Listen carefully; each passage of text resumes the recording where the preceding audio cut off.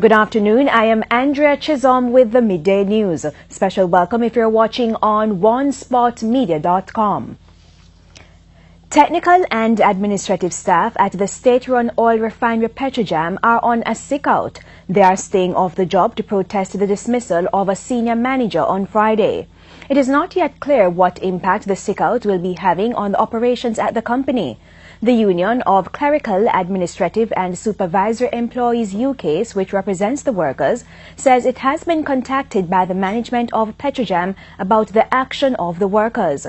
General Secretary of UK's John Levy says the union is willing to meet on the issue, however he could not say when the workers would resume duties. A 37-year-old man was fatally shot during an attack at his home in Hanover Monday night. He has been identified as Lincoln Muir, otherwise called Fathead. Reports are that about 11:45, Mr. Muir was sleeping at home with his family when the door was kicked open. Two armed men with guns entered the house and shot Mr. Muir multiple times. The gunmen escaped on foot. And the parish of Westmoreland has recorded its 15th murder for 2018. Dead is 29-year-old Kamika Williams Harding of Darling Street in the parish.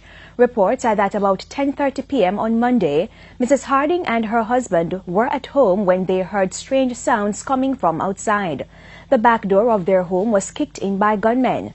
TVJ News understands that the husband ran from the house and was subsequently chased by the gunmen, but he managed to escape. The gunmen, however, went back to the house and shot his wife several times. There is a resounding call for no more extensions to the state of public emergency in St. James. This from groups which were originally supportive of the measure. Details in this report. Arlene Harrison Henry, the Peace Management Initiative PMI, and the PMI West is this afternoon calling for an adjustment or an end to the state of emergency in St. James. They say there should not be any more extensions. The state of emergency was imposed in January as an attempt to stem a surge in violent crimes in the parish. However, the measure has been plagued by reports of abuse by the security forces, such as the random rounding up of persons and the breach of procedures in their continued detention. Mrs. Harrison Henry acknowledges that she was in favor of the measure because it was needed at the time, but things have changed rapidly. Sometimes reflection and hindsight, vision is always 2020. But the fact is that we supported it. Looking back at it now, what we say now, Jamaica, is that it has had negative impact. We need to go to the mode of tackling crime. We need to go to the mode. The net fishing, I'd call it surgical extraction. But perhaps another expression is precise policing. She explains further why she believes the current method is yielding too many negative results. It is not that we at the Office of the Public Defender believe for a moment that even with precision policing, it is only the 55 persons that they were looking for would have come into custody. We understand that more persons would have come into custody.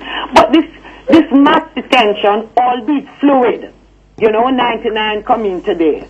We lock them up, whether in the cage or in the cell. We process them. Tomorrow, another 30 will come in. Next day, another 50. Another day, another 90. The fact of the matter is that we have reached a stage where the result is one of negative returns. Meanwhile, Deputy Chairman of the Peace Management Initiative East, Horace Levy, explains why he would oppose any move to extend the state of emergency. I would oppose it in that place, yes. There are other places, different kind of deployment of resources, since we have stretched just with 2 states of emergency, public emergencies. What if they have 4 or 5? And what about those communities where the numbers are small, but you can see the growth? From 6 to 12, 7 to 12. In the meantime, the Jamaica Chamber of Commerce, JCC, is in disagreement with calls for the state of public emergency in St. James to end. It has therefore thrown its support behind the Police High Command, who has said the state of emergency is reaping success. President of the JCC, Lawrence Watson, has acknowledged the concern that persons are being detained for lengthy periods. However, he described this as collateral damage for the greater good of St. James. The challenge is what one could define as a collateral damage. And the collateral damage, this tactic that seems to be used by the military and the police force is to round up people and then you process them and release the innocent. And this is creating some upset. I don't know how these people who are calling for a stop to the state of emergency weighs that against the saving of 53 lives. But I can tell you from where I sit, I have faith in my military and in my police force, and I do believe from what I've heard, there has been extreme restraint, there has not been an abuse. Shane Masters, TVJ News. One man was shot and injured while trying to disarm a police officer in Port Antonio, Portland this morning. The man has been identified as Tafari Wright from Berrydale in the parish. TVJ News spoke with Assistant Superintendent of Police in Portland, Troyville Horton. Around 7 o'clock, 24th of April, the police were on an operation in Port Antonio when they accosted a suspect. He was relieved of an illegal firearm, and in the process of being arrested and taken to the station, he started wrestling with the police officers, tried to disarm one of them, and during the process he was shot and injured. He was taken to the Port Antonio hospital where he is currently being treated. Horton has a warning for persons with criminal intent.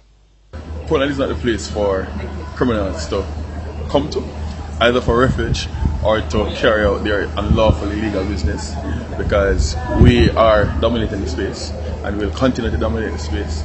And the series of events that have been happening, especially in the township, is really testament to the efforts that we are putting out to ensure that this place remains the safest parish in the country. A homemade firearm was taken from Mr. Wright. Commissioner of Indicom Terence Williams has sought to alleviate the fears of Jamaicans who believe the justice system is in favor of the security forces. Speaking on TVJ's Smile Jamaica this morning, Mr. Williams says persons believe that once a report is made to Indicom, it will amount to nothing. What Indicom has been trying to do these past 8 years, for persons to appreciate that in Jamaica justice is equal, and because agents of the state work for the state is not going to rig the system for them to be preferred or for them to not be accountable if they have done wrong. The Indicom boss is also advising persons not to resist arrest by members of the security forces. The thing that we see a lot is someone being arrested and they are fighting the officer and resisting the arrest. We try to tell them, no, do not do that. If you think the arrest is unlawful, it's better you comply and then you complain later on. Right. Because if you get yourself in a physical tussle with the police, it's not going to end well. And it is better that you make a report to us about the unlawful arrest and we will treat with it. And so it was important, as Commissioner said, that they understand that when their interactions are with the police, that they comply first and then they can come and complain to us. Because sometimes the abuse comes because they don't necessarily listen when the officers are speaking to them. And so that part of the interaction is important.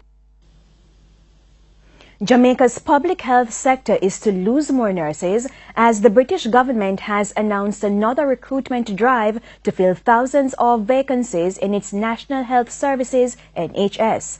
The British government says in the second phase of Earn, Learn, Return partnerships, Jamaican nurses will work for a fixed term of around 3 years and then return with new skills and experience. The scheme is intended to increase the NHS workforce by 5,500 full-time nurses and help address a record 34,000 unfilled posts in the United Kingdom. In the meantime, the Nurses Association of Jamaica says the latest British recruitment drive is bad news for Jamaica's health sector. It is not only bad, but it is horrible news for us. The reason being, for the last 2 years, we have been losing specialist nurses. Those who are midwifery trained, those who are critical care trained, or public health nurses who work in primary care.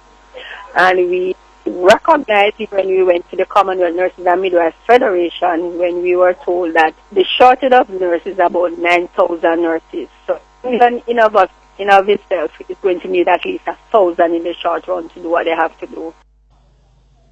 The family of 3-year-old Taisha Bennett, who died a month ago at the Black River Hospital, says the preliminary results of an autopsy conducted yesterday revealed signs that she had pneumonia. Further tests will be carried out. Our news center spoke with Taisha's aunt, Marie Bruce. She said the family was briefed by the pathologist. Well, what she said was by looking at her with her naked eye, she can say it looks like it's a pneumonia. They don't know what kind of virus it is. They're gonna test. She done some swabs, and they're gonna test that to find out what kind of virus, but it is a pneumonia. Our news center was informed that a doctor observed the autopsy on the family's behalf. Approximately $10 million will be spent to improve the drainage system on the Santa Cruz bypass in St. Elizabeth. Work on the drainage system along the bypass includes Pagan Drive and Institution Drive and will begin by the end of this week. A contract for the work has already been signed. TVJ News was informed that the delay in the start of the work is due to the contractor falling ill. Earlier this year, Member of Parliament for St. Elizabeth Northeast Evan Redman said the improvement work would alleviate flooding. At the time, Mr. Redman outlined that in addition to the drain improvement, patching will be done to regulate traffic movement in Santa Cruz. Motorists and residents have been calling for the roadway to be fixed. And there was a beach cleanup exercise at the Sarjani Beach in Kingston on Sunday. Organizer of the project, Senator Matthew Samuda, said this is the first beach cleanup exercise for a new project dubbed the Kingston Coastal Project. He adds that cleaning up of the Sarjani Beach is a test project that they will be tracking and its progress to see how fast waste is piling up.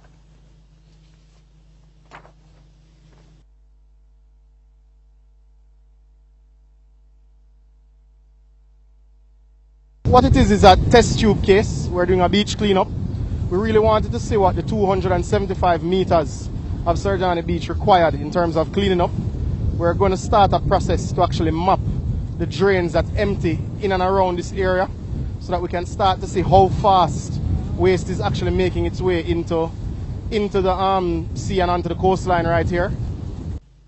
Mr. Samuda noted that recently a number of projects have been highlighted to develop Kingston's harbor to bring in more ships. He, however, pointed out that the status of the beaches can affect those plans.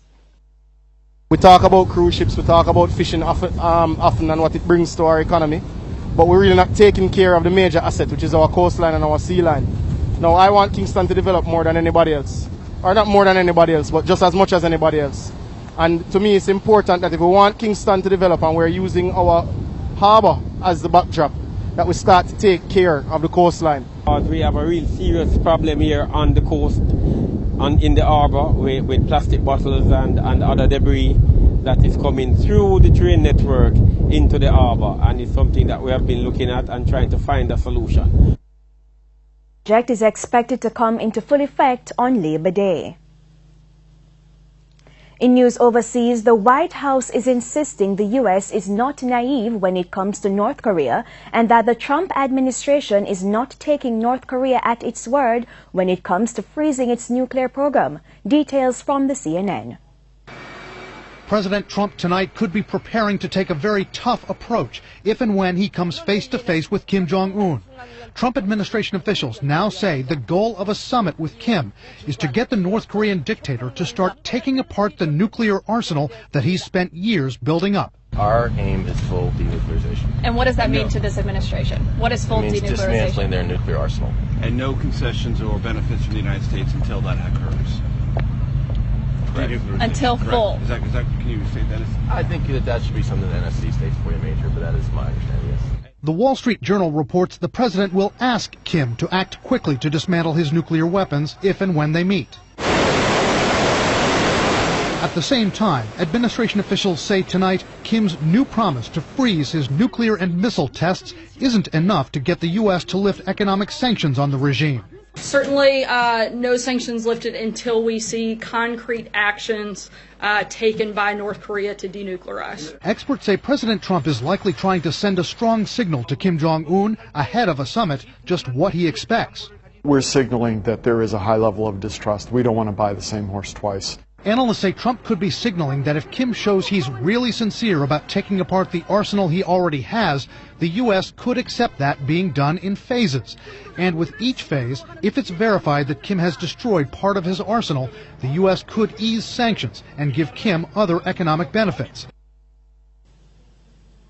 And in sports, Portmore United are the 2017-2018 Red Stripe Premier League champions following their 4-3 win on penalties over Waterhouse in the final on Monday night at the National Stadium. The teams played to a 0-0 scoreline after full and extra time before Portmore prevailed on penalties to clinch their 6th hold on the National Premier League title. Having made their 3rd straight final, Portmore finally gained their first hold on the title since the 2011-2012 season. We have had confidence in the guys all season. They have been very consistent. Last 3 years, we've been the most consistent team. And this is what, I'm very happy for them. Well, it's very tough because having brought the game to 90 minutes, then the extra time, I thought, bringing it here, I thought we could have snatched a moment. It was just never meant to be. And that's the Midday News. I'm Andrea Chisholm. Join us at 7 for the Primetime News Package. On behalf of the news, sports and production teams, good afternoon.